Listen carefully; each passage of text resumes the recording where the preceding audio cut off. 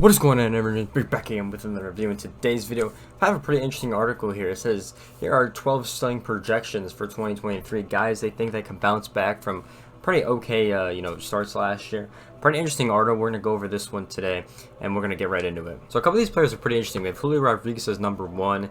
Then we have Adley, and they have the predictions that they're going for. So obviously, Julio's is home run, stolen bases. Adley's is WAR. And it's actually pretty interesting. I think a couple of these players are worth noting. I think number 4 here for the Reds is definitely good. These two guys could really be really good next year for them. We'll see how they develop.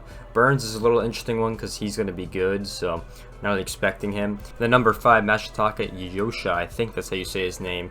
They kind of project how he's going to do this year, and I wish they did this with the Mets Japanese player as well, because I think he's going to do really good as well. But interesting to see they have him batting around 300 this season. We'll see how he does with the Red Sox. That's another player I'm very keen on seeing and how he's going to do this year and how well he's going to do. And then they have Acuna down here with some home runs and some stolen bases. Tyler Glasnow, they got him down here. I think he can have a really good bounce back season. Obviously suffered from that Tommy John last year. Didn't really have, the greatest season. Obviously came back in the postseason, pitched very well for the Rays. They couldn't hit, so they didn't win. Makes sense. But he pitched definitely well for them. Then we have Gunnar Henderson down here as well. Another interesting player for the Orioles that really kickstarted them, almost making the playoffs. So definitely interesting to see. I'm really concerned on how he's going to do this year because I think he could do really good. Then we have some underrated guys. Aaron Ashby, obviously pitched for the Brewers last year, went 2-10, 4 ERA, didn't have the best season. Definitely a bounce back player if the Brewers want to make the playoffs this season. I think he'd be a very interesting story to follow. Then if we keep going, Hunter Brown, obviously, was on the team last year, posted it. Look at that, under 1 ERA, played really well. Looks up to Justin Verlander and these guys, and a guy that could be really good at the top. So interesting to see how he's going to be next season, because he could really be the make or break for that team in that rotation. So we'll see how he ends up being. Then we have Juan Soto and Ohtani in here. So interesting for Ohtani, I think, because he's coming off this interesting season. He's going to be a free agent next year. We'll see.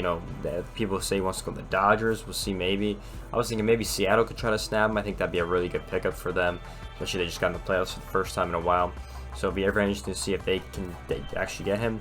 I mean, Soto's a little weird. I think he was very disappointing when he got into the Padres initially. Postseason, he really kicked up, but we'll see how he does next season. There's a lot of guys I'm very curious to see next season, and these are just the top 12 that they predicted. But there's a lot of guys I'm very interesting to see next season. A lot of guys coming up on that free agent year. When it's your free agent, these guys tend to do really good for some reason, because they want to get paid. So there's a lot of players will be interesting to see. A lot of teams I'm very interested to see this season, and we'll see how they are going to be doing. So let's pull up another article talking about predictions. We got predictions for the top 10 lineups so far this season.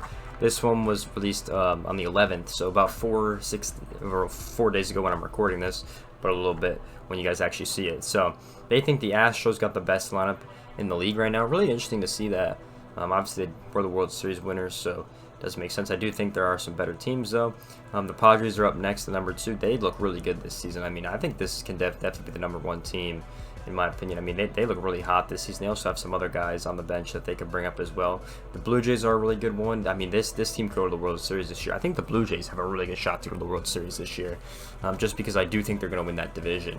I mean, we do say it's the hardest division, in baseball right now.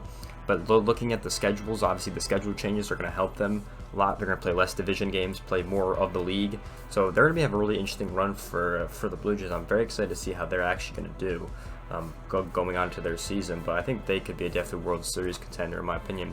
Next, we have the Cardinals, once again improved with that Wilson Contreras pickup. Very interesting to see how the Cardinals do next season. But I'm not really too keen on this team. I don't know. I did like this team, but I mean, the hitting ability, I don't know how I feel about it, but I guess we'll wait and see. I'm just not a big keen on the Cardinals. I don't know if that's because I'm a Cubs fan. Y'all see it in the back, you already know. But I'm not too keen on that team. The Braves, definitely a roster I like. I mean, everyone can hit. I mean, there's not one player that can't hit in this roster.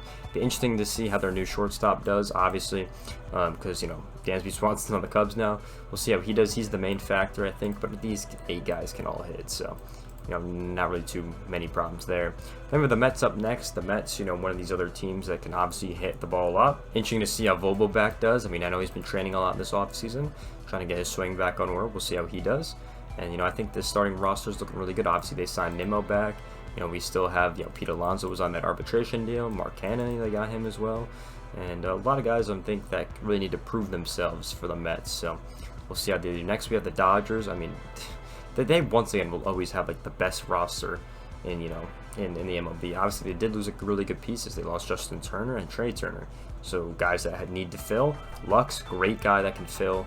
He's not that much on the payroll either, so that's very nice as well.